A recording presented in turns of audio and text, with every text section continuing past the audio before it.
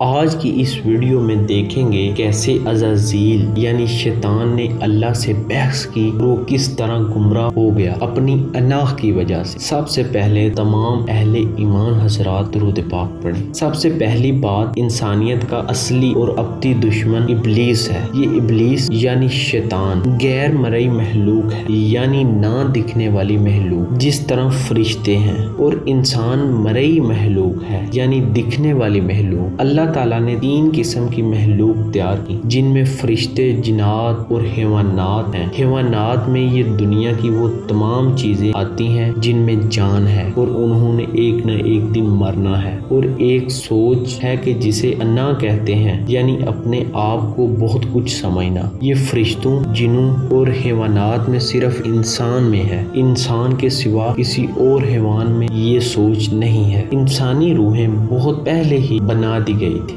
لیکن انسان کا جسم بہت دیر بعد بنایا گیا، یعنی اس کی مٹی بہت دیر بعد گوندی گئی اور پھر بنایا گیا۔ جب حضرت آدم علیہ السلام کا جسم بنایا تو اللہ نے انہیں بہت عزت بخشی، جس پر تھوڑی بہت بے اقراری فرشتوں نے بھی کی، جیسا کہ قرآن میں بھی ہے: اے پروردگار، تو اس آدم کو خلافت دے رہا ہے، زمین کے اندر اختیار دے رہا ہے، یہ تو فساد کرے گا، خون ریزی کرے گا، ہم تیری تسبیح میں لگے ہوئے ہیں، جو بھی حکم ہو تو ہم کو بتا، ہم تیرا حکم بجا لائیں گے، اس کی ضرورت کیا ہے؟ تو پھر اس کا جواب اللہ نے کچھ یوں دیا: میری حکمت میں ہی جانتا ہوں، اسے تم نہیں جانتے۔ لیکن جنات میں سے ایک جن جس کا نام عزازیل تھا، وہ اللہ کی بہت عبادت کیا کرتا تھا، جس کی وجہ سے اللہ نے اسے فرشتوں کا مقام عطا کر دیا تھا۔ اس نے اس وقت اللہ کے حکم کی نافرمانی کی کہ جب حکم دیا گیا کہ سجدہ کرو آدم کو، تو سب نے سجدہ کیا، لیکن ابلیس نے انکار کیا، وہ اب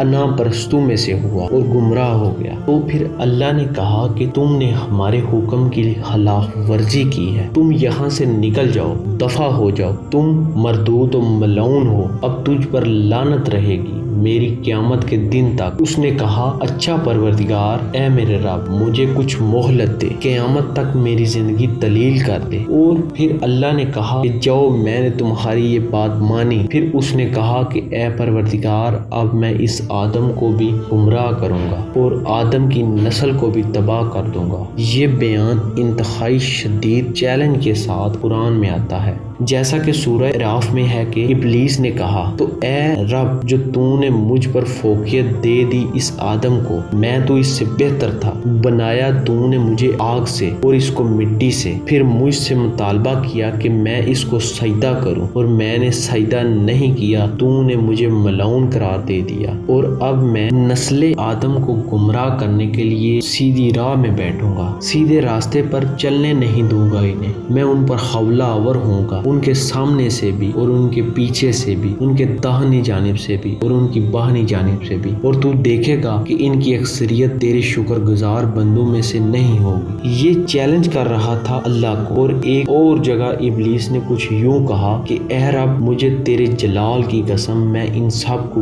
گمراہ کر کے چھوڑوں گا سوائے ان میں سے جو تیرے خاص بندے ہوئے۔ بس ثابت ہوا یہ ابلیس یعنی عزازیل یعنی شیطان ہی انسان کا اصلی اور ابدی دشمن ہے، جو انسان کو گمراہ کرتا ہے۔ ہماری یہ دعا ہے کہ اللہ ہمیں اپنے نیک بندوں میں شامل کرے اور اپنے شکر گزار بندوں میں شامل کرے، اور ملعون شیطان کے شر سے ہمیشہ ہمیں بچائے۔ تمام اہل ایمان حضرات درود پاک پڑھیں۔ آج کی یہ ہماری ویڈیو ادھر تک ہی۔ اگر آپ کو یہ ہماری ویڈیو پسند آئی ہو تو ہمارے چینل کو سبسکرائب کریں اور بیل آئیکن کو کلک کریں۔